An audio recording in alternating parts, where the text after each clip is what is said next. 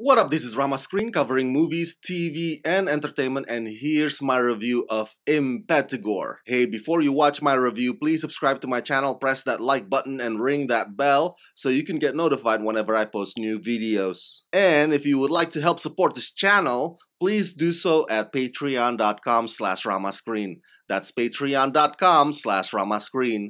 Let's rock this. Okay, many of you who are new to this channel have asked me, Rama, are you Indian or Filipino or Malay? Well, those of you who are long-time subscribers would know that I am Indonesian. I came to America when I was about a junior in high school, and the rest is history. I'm giving you that context because after I started living in America, I lost touch with Indonesian cinema. Sure, there's those raid movies, and I was happy to interview Iko Uwais in America when he came out here to promote them, but those films were made by a Welsh director. As far as Indo movies are concerned, I did not have much exposure to that for the past 2 decades now. So when I heard that streaming service Shudder acquired an Indo supernatural horror thriller called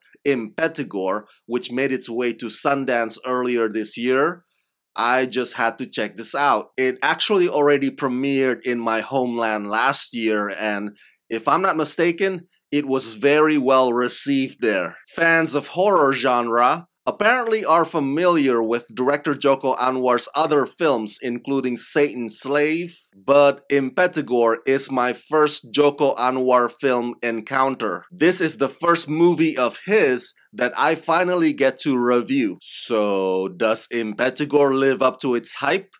Well, stick around and I'll tell you. Written and directed by Joko Anwar.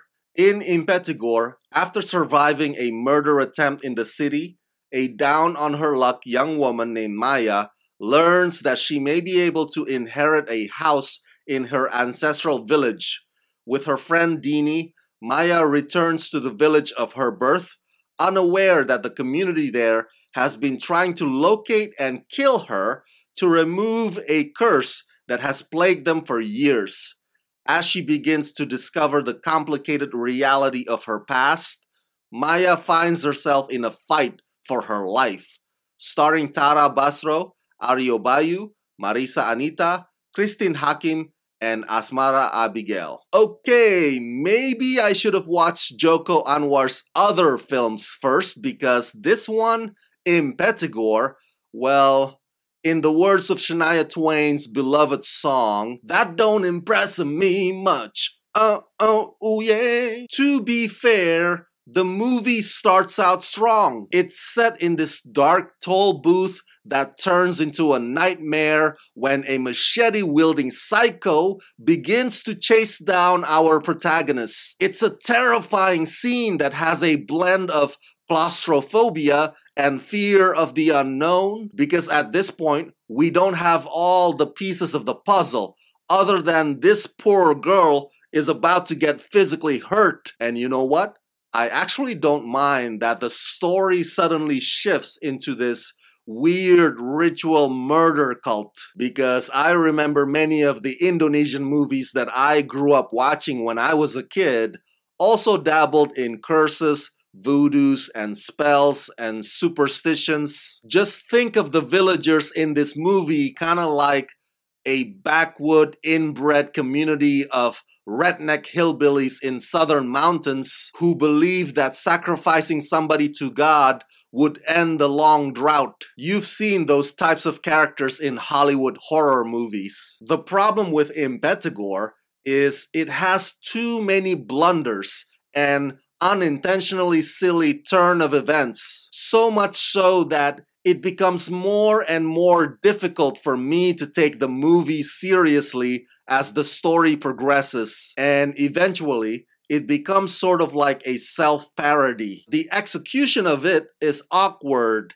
and the bloody gruesome parts go over the top. I find myself grossed out rather than frightened. Nearing the end, when all is finally revealed, though I appreciate the movie explaining it through a visual dreamscape, that whole sequence itself takes forever to wrap up. So essentially, many of the elements that Joko hopes to be perceived as scary or suspenseful in this movie, they come across as humorous instead, and probably without him realizing it. But it's not all terrible.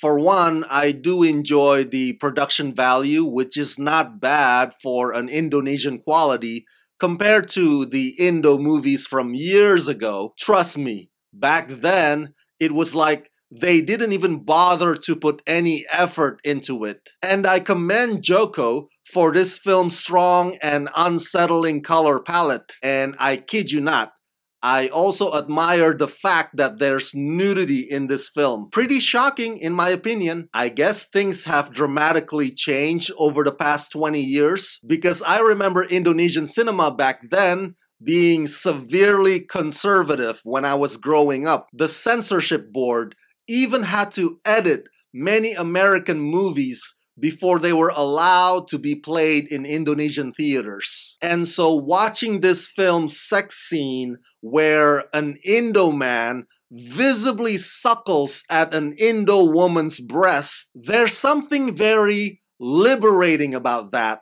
which is totally awesome. So I'll conclude on this.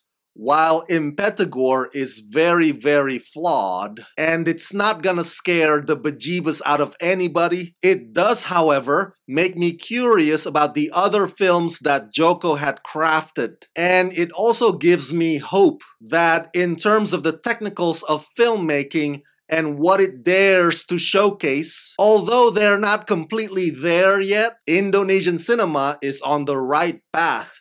Certainly a better path than it used to be.